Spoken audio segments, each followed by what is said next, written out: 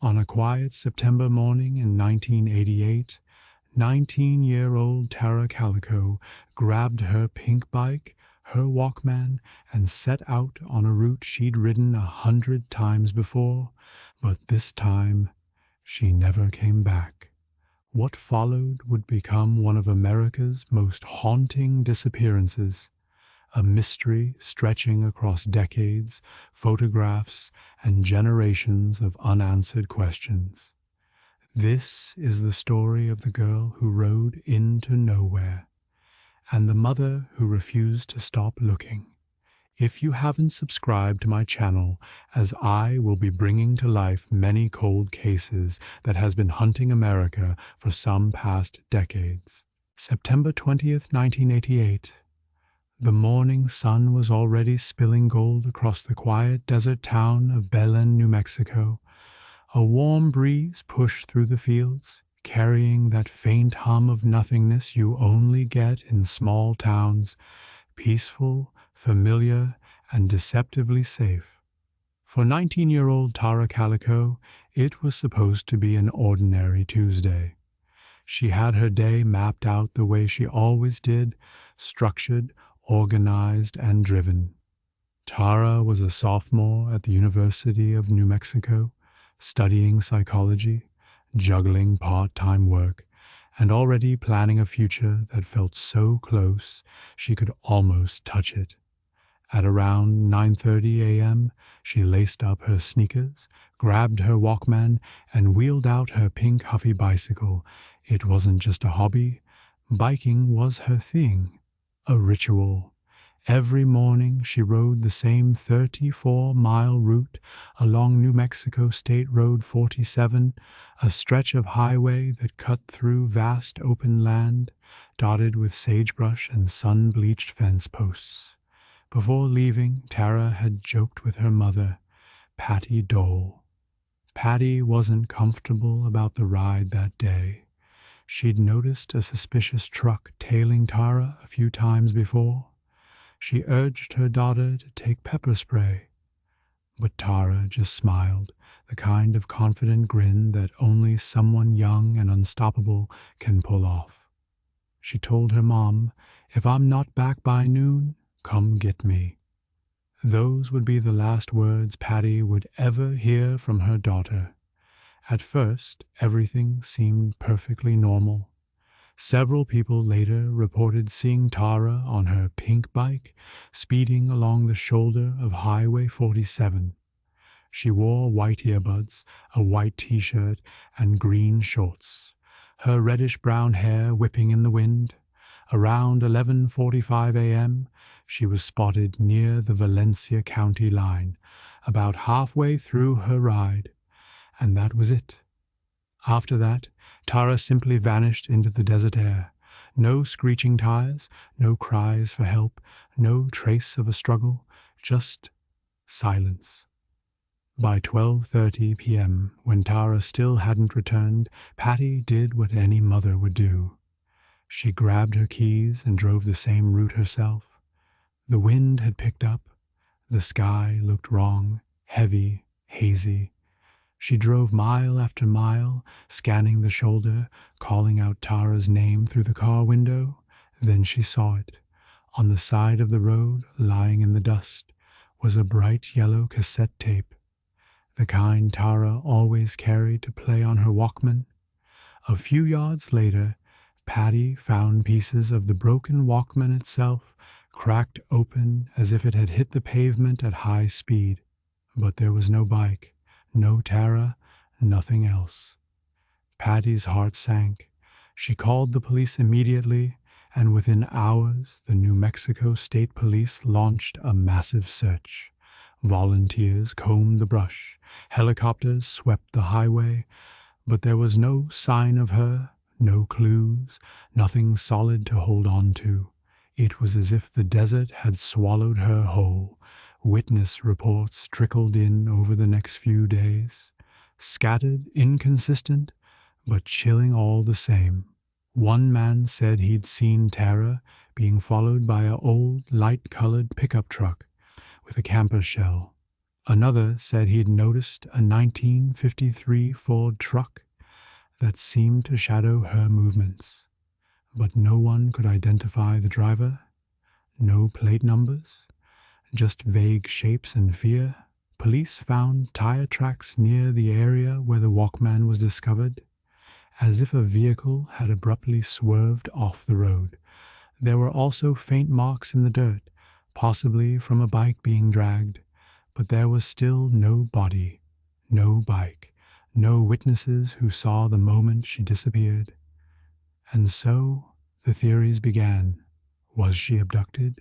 Did someone she knew pull up beside her, pretending to offer help? Or did a random stranger decide, in one horrifying instant, to take her from that open road? The image burned into everyone's mind was that endless stretch of desert highway, empty, silent, and wide open. How could someone disappear there in broad daylight without anyone seeing a thing? For Tara's family, the hours turned into days and the days into sleepless nights. Patty refused to believe her daughter was gone forever. She kept searching, kept calling local stations, plastered missing posters across every town in Valencia County. But as the first week passed with no sign of Tara or her pink Huffy, fear began to take root, deep and cold. That bright New Mexico morning had turned into something else, a wound that would never truly close, and no one in Belen would ever drive that road again without glancing over their shoulder. Because the girl with the pink bike wasn't just missing, she was gone, without a trace. But the most haunting part wasn't her disappearance. It was what the town found nearly a year later. A mysterious Polaroid photo that would shake the entire nation. When Tara Calico didn't return home that September afternoon, Belen, New Mexico, changed forever. At first, no one wanted to believe it was real. Maybe she had a flat tire. Maybe she'd stopped to help someone. Maybe, just maybe, she'd walked to a friend's house to wait out the storm that rolled in later that day. But deep down, her mother, Patty Dowell, already knew something was terribly wrong.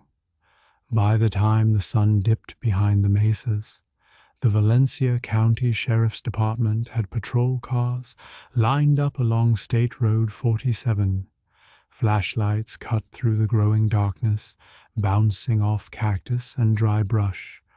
Volunteers gathered at the roadside, calling Tara's name over and over again in the desert wind.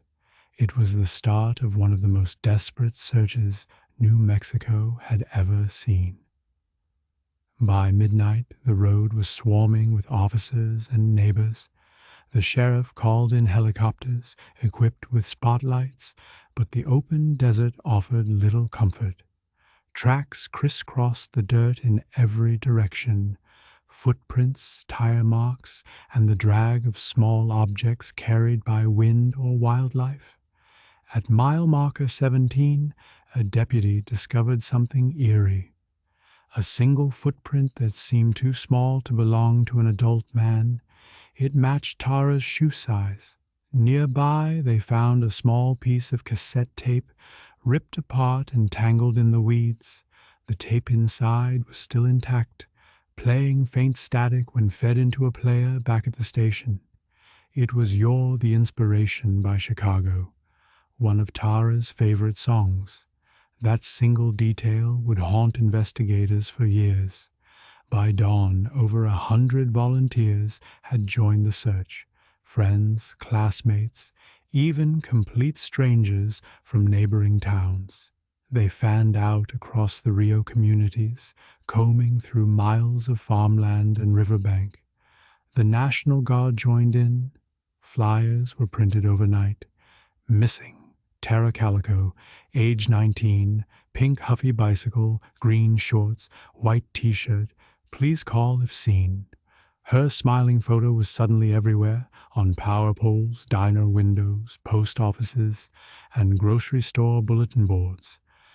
But despite the size of the search, no substantial evidence turned up. The road gave nothing back. Then came the witnesses, dozens of them, all with stories that seemed to fit together like fragments of a nightmare.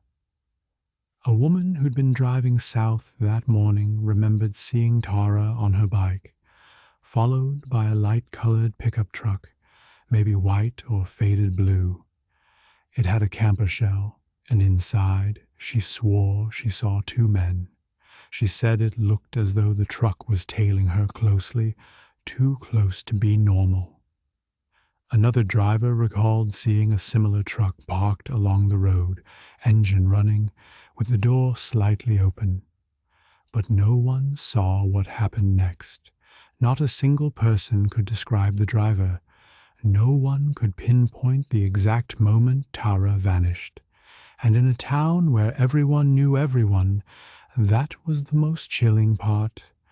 Because if it wasn't an outsider, it had to be one of their own. The Valencia County Sheriff's Department called in the New Mexico State Police for assistance. Investigators dusted for fingerprints on the Walkman and cassette fragments, but the desert heat and blowing sand had erased everything. Tara's bike was never found. There were no drag marks indicating where she might have been taken. No fibers, no clothing, no blood, just silence and an overwhelming sense of dread. To the people of Belen, this wasn't just another missing person case. Tara was one of them. She babysat for local families, played tennis with friends, and went to the same corner store everyone else did. Her disappearance shattered the illusion of safety the town had always lived under. Doors that had once been left unlocked now stayed bolted. Parents began driving their kids to school. Teenagers stopped jogging alone. A shadow had fallen over the desert highway, and no one felt safe anymore. Patty Dowell became the heart of the search effort. She was tireless, handing out flyers, contacting news outlets, and organizing search parties long after official efforts died down. She would later recall, "I drove that road every single day for weeks. I thought if she was out there, anywhere, I would find her." And yet each day ended the same way, with an empty horizon, a silent phone, and no Tara. By the end of the first month, police had chased down dozens of leads, false sightings, prank calls, and tips that led nowhere. One man even confessed, only for investigators to discover he wasn't even in New Mexico that day. The community grew restless. Rumors spread like wildfire. Some believed Tara had been kidnapped by a passing trucker. Others whispered about local men with violent pasts. But there were no arrests, no suspects, no closure. What was left was fear, and a haunting image burned into every local's mind. Tara's mother driving that same lonely road at dusk, calling her daughter's name into the wind. Weeks turned into months. The search teams dwindled. The year after Tara Calico vanished, Belen, New Mexico, seemed quieter, but not in a peaceful way. It was the kind of quiet that clings to a place after something unthinkable has happened. Life went on, but everyone still looked over their shoulders when driving down Highway 47. Tara's pink Huffy bicycle had never been found.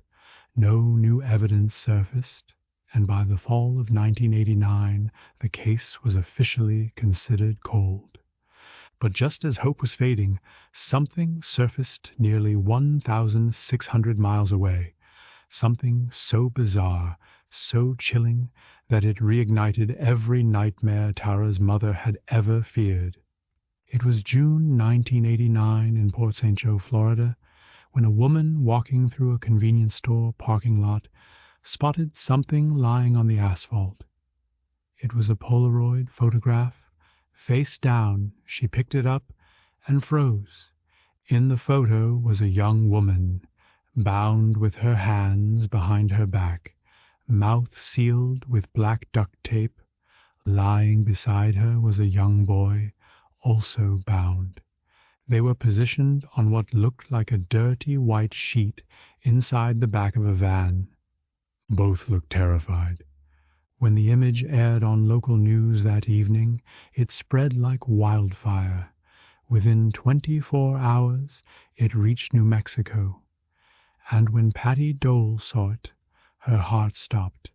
She was convinced the girl in the photo was her daughter, Tara. The resemblance was uncanny. The same hair color, same facial structure, even a small scar on her leg that matched Tara's from a car accident years earlier. Patty was sure it had to be her. The FBI got involved immediately. Experts analyzed the photograph, and Scotland Yard even offered assistance. But the results were maddeningly inconclusive. They couldn't confirm the girl was Tara. They couldn't confirm it wasn't. Some analysts said the similarities were too strong to ignore. Others pointed out minor differences in facial symmetry. But what haunted everyone was the setting. A confined van, the girl's pleading eyes, the hopeless fear in that one frozen moment. The boy in the photo was later believed to resemble Michael Henley, a 9-year-old from New Mexico who had gone missing in the same area as Tara just months before. For a moment, it seemed like everything was about to make sense. But then another blow. Michael Henley's remains were found in the Zuni Mountains, just a few miles from where he disappeared. He had wandered off while camping and died of exposure. That discovery shattered any link between the Polaroid and his case. But for Tara, there were still no answers. Still, Patty refused to let the photo fade into rumor. She traveled the country, pushing the FBI and media to keep the image alive. She appeared on talk shows, pleaded for reanalysis, and wrote countless letters to investigators. She said, "If that picture is Tara, she's still alive somewhere, and I'm not stopping until I bring her home." Through the 1990s and early 2000s, the Tara Calico case became one of the most haunting unsolved disappearances in America. Every few years, a new possible sighting surfaced. A girl at a truck stop, a tip from someone claiming to have seen her in another state. Each lead began with hope and ended with heartbreak. Police received anonymous letters. Some claimed Tara had been taken by sex traffickers. Others pointed to small-town corruption, but none ever led to proof. By 1998, Tara's case file had grown to over 10,000 pages, interviews, maps, and Polaroid analyses. But still, no body, no bike, no resolution, and yet her mother refused to let her be forgotten. Patty kept Tara's bedroom exactly as it was. The posters, the photos, even the pink comforter folded neatly on her bed.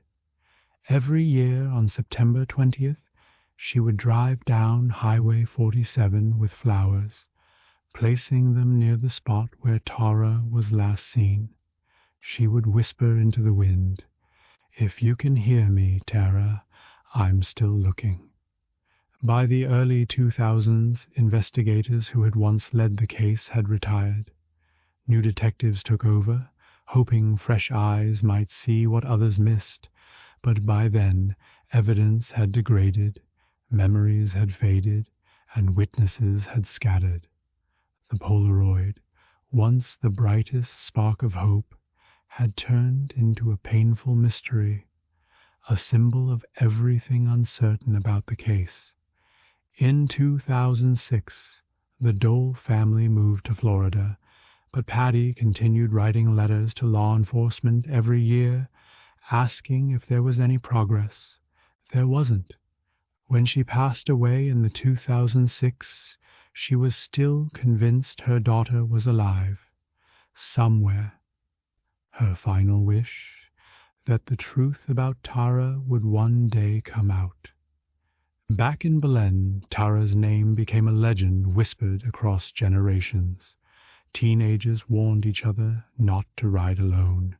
Teachers told her story every year as a reminder of how quickly life can change. Her face stayed on missing person posters and local bulletin boards for over 3 decades, a silent promise that she wouldn't be erased. And though her case had gone cold, the fire never truly died. Because in 2019, more than 30 years after she vanished, a new generation of investigators decided to reopen the file, this time armed with something Tara's mother never had: modern DNA technology and digital forensics. 30 years later, old evidence meets new science. Could DNA, genealogy, and digital tools finally reveal what really happened to Tara Calico?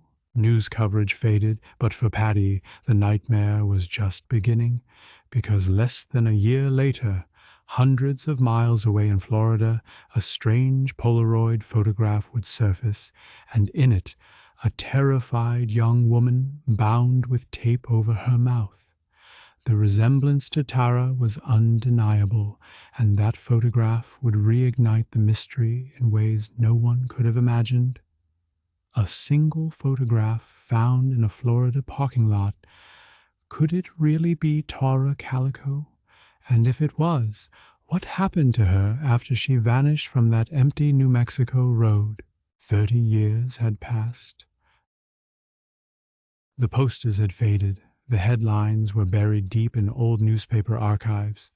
But in 2019, inside the Valencia County Sheriff's Office, a young detective named Joseph Rowland opened a dusty case file labeled Tara Calico, 1988. He didn't know it yet, but reopening that box would awaken one of the most haunting mysteries in American history. When Rowland flipped through the yellowed pages, he found hundreds of reports, from tire track analyses to witness statements to the infamous Polaroid that once stopped the nation. But what caught his attention wasn't what was inside the file. It was what was missing. There were gaps, missing evidence logs, conflicting accounts, and notes suggesting possible interference during the original investigation.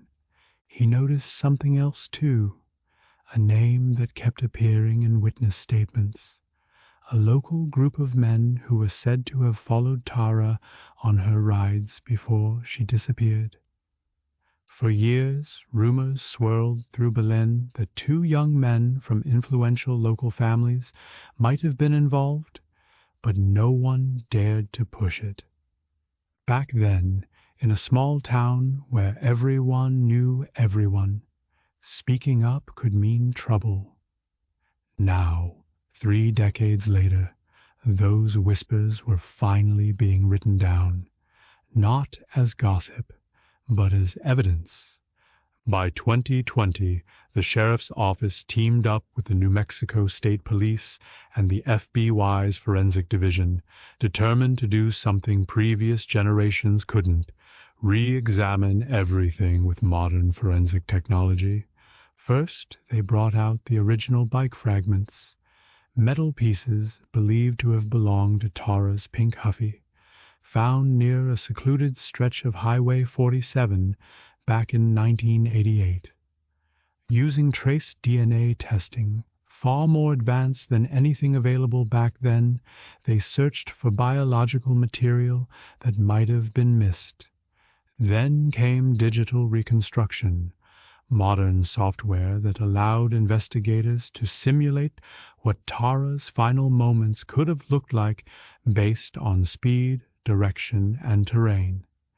This helped them identify possible locations where a struggle might have occurred, areas that had never been searched before. They also reanalyzed the Polaroid photo using AI image enhancement. The results were chilling. For the first time, the resolution revealed a paperback novel, Beside the Girl, My Sweet Audrina by V.C. Andrews, which happened to be one of Tara's favorite authors. Coincidence? Or a silent cry for help? Investigators didn't dismiss it. They cataloged it as potential symbolic evidence. Then, a break that no one expected. In 2021, a retired Valencia County deputy came forward with something that had haunted him for years. He claimed that during the original 1988 investigation, a local law enforcement officer had been ordered to stop questioning a suspect connected to a powerful family in town. He also mentioned seeing a burnt-out pickup truck not far from where Tara's tracks disappeared, a lead that was never followed up. That confession reignited everything. Investigators launched a quiet, behind-the-scenes inquiry into possible cover-ups and mishandled evidence. What they uncovered next only deepened the mystery. An old piece of tape logged in the evidence archive that no one had tested since the 80s. When forensic teams ran it through modern DNA profiling, they found partial male DNA, though degraded. It wasn't enough to make an arrest, but enough to prove that someone other than Tara had been there. As news spread that Tara's case had been reopened, the small town of Belen was suddenly thrust back into the national spotlight. Reporters returned, theories flooded online, and locals who'd stayed silent for decades began to talk. Some described seeing a white pickup truck following Tara that morning. Others recalled two young men driving erratically near the highway around the same time. Those same men, now in their 50s, were quietly re-interviewed. None were charged, but one, according to police reports, became visibly shaken when asked about the missing bicycle. By late 2022, the FBI officially announced it was taking over parts of the case, focusing on digital forensics and familial DNA. They began cross-referencing the degraded male DNA sample against national genealogy databases, a process that had solved dozens of cold cases before. Agents believed it was only a matter of time before a familial link would surface. But the question wasn't just who had done it. It was why had it been hidden for so long. Whispers of corruption, intimidation, and local power dynamics began to resurface. For the first time, it felt like the truth, no matter how ugly, might finally come to light. In early 2023, investigators confirmed that the DNA sample did match to a family line connected to Valencia County. They didn't release the name publicly, citing an active investigation, but within the town, everyone had their own theory. Some pointed to the sons of a former sheriff's deputy, others to men who'd been known to harass women along Highway 47 in the late 80s. No arrests have been made, at least not yet. But the pressure is mounting. For the first time in 35 years, the case of Tara Calico is officially listed as active with probable suspect identification. Tara's brother John, now middle-aged, has become the family's voice. He's spoken in interviews, saying, "For so long we lived with silence. Now we finally hear the truth starting to whisper back." He's right. Because sometimes truth doesn't come in headlines or confessions. It comes in persistence, in the quiet determination of those who refuse to forget. And for Tara Calico, that persistence might finally be closing in on justice. After decades of questions, the truth is finally within reach. But when the truth came out, it wasn't what anyone expected. The longer a secret is buried, the heavier it becomes. And in Valencia County, New Mexico, the weight of one secret has hung over the desert like a storm that never breaks. For years, the name Tara Calico had become almost folklore. Locals whispered about her at diners and gas stations. They said the road where she disappeared, Highway 47, felt different now, like it remembered. But what few dared to admit was this: many suspected the truth had been living among them all along. By the early 2000s, the case had gone cold, yet the silence wasn't from lack of talk, it was from fear, because some of the most persistent whispers pointed not to strangers, but to young men from well-known families, men who had grown up just a few miles from Tara, men with influence behind their last names. According to former investigators and townspeople, one theory began to surface again and again, a theory Tara's own mother, Patty Dowell, believed until her final breath, that Tara had been followed, harassed, and ultimately struck, whether by accident or intent, by two local men driving a pickup truck that afternoon. The story went that Tara, known for her bright pink bike and her fierce independence, had passed them on the highway during her daily ride. Maybe she laughed. Maybe she ignored their catcalls. Maybe her defiance bruised fragile egos. Whatever happened next, the men allegedly followed her, closing the gap until the sound of tires on gravel drowned out the sound of her music. The official files from that era were vague, incomplete, but those who knew Tara said the story fit her world. A small town where everyone knew everyone, and some names were too powerful to touch. Rumors say that after the incident, panic set in.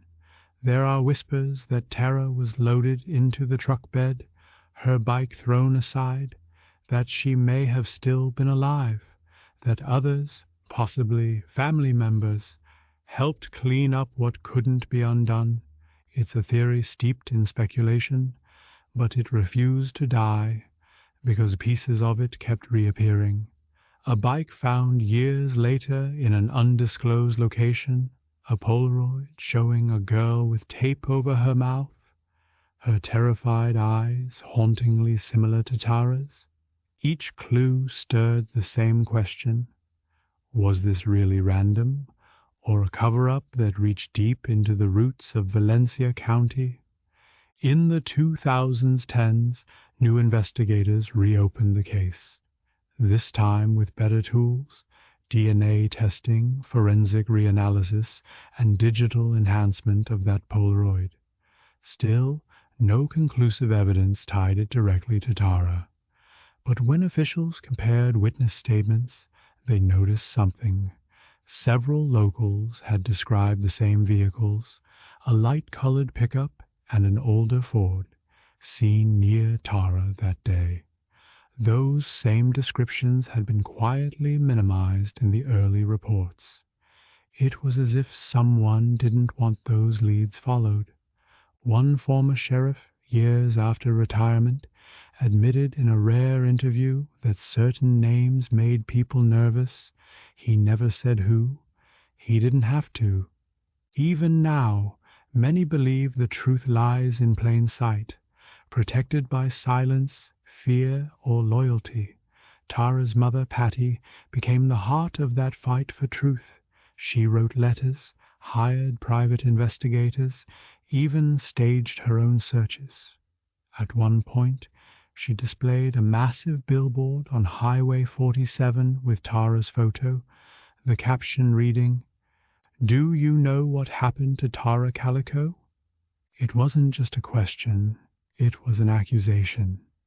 In her final years, Patty confided to friends that she knew who was responsible, that people had come forward quietly, afraid to go public.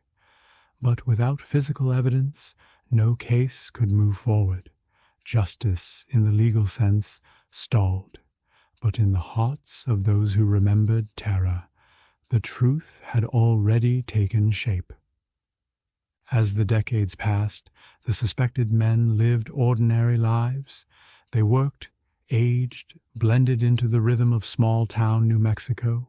But whenever Tara's name resurfaced, in documentaries, in podcasts, in new reports, that old tension flickered again. Eyes would drop. Conversations would stop mid-sentence, and the dust of silence would settle once more.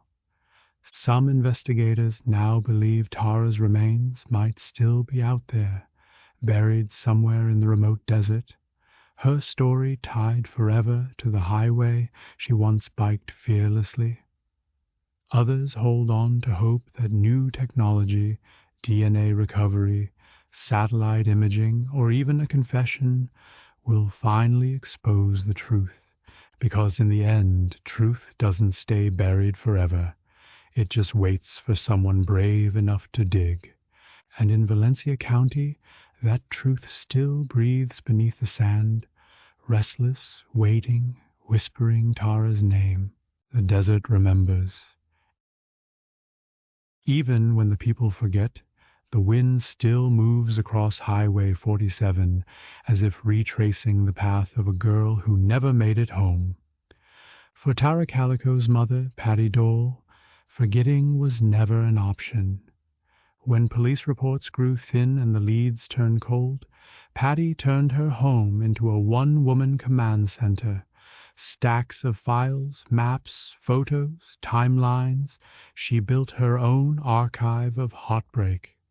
Every day she woke up and fought the same battle to make sure her daughter's name was never buried beneath time.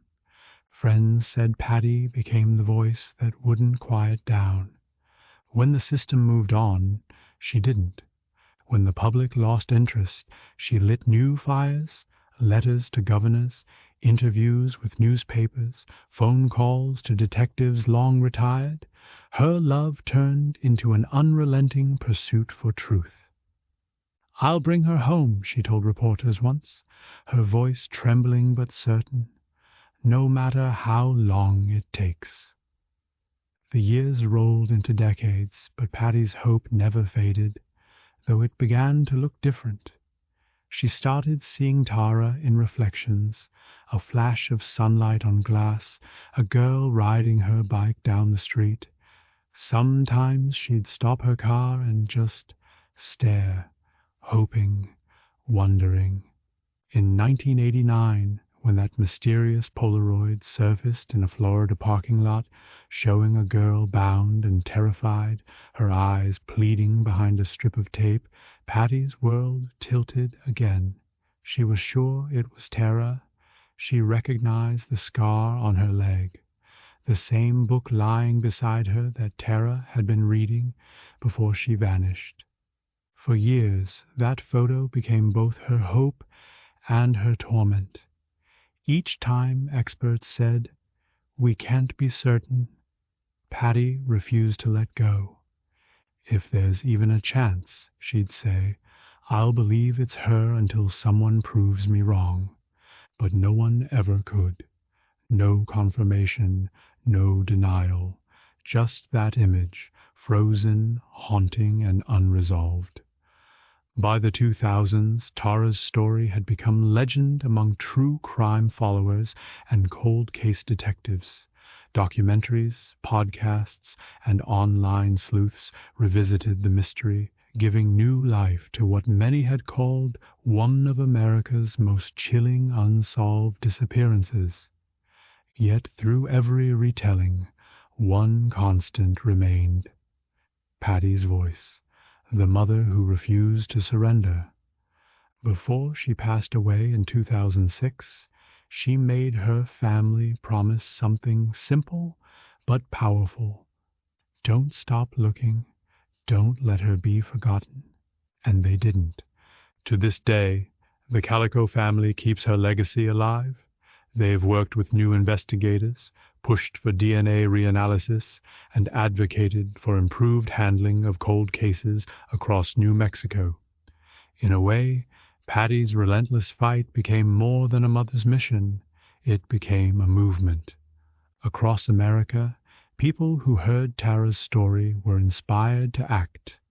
Communities demanding better resources for missing persons, detectives revisiting old evidence with new tools, and families finding courage to keep searching when everyone else said, "Give up." Tara Calico became more than a missing girl. She became a symbol of perseverance, of the shadows that small towns hide, and of how love can outlast even the cruelest silence. And yet, even now, the case isn't over. New technology continues to peel back layers of the past. Some believe it's only a matter of time before the truth surfaces, that somewhere a forgotten piece of evidence or a guilty conscience will finally speak. Maybe the road itself holds the answers. Maybe one day the wind that moves across Highway 47 will whisper the final piece of Tara's story. Until then, her memory rides on. In every missing person flyer, every cold case reopened, and every mother who refuses to stop searching. Because as long as someone still says her name, Tara Calico isn't truly gone.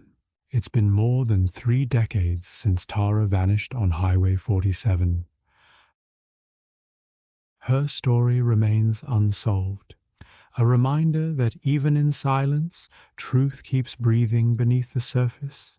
If you believe her case still deserves answers, share this video, keep her name alive, and never forget, some mysteries don't fade with time, they wait. I'm True Crime Case Files, and this was the story of Tara Calico. If you haven't, subscribe to my channel. I will keep searching out other cold cases like this. Until next time, stay curious, stay kind, and remember, not every ride ends where it begins.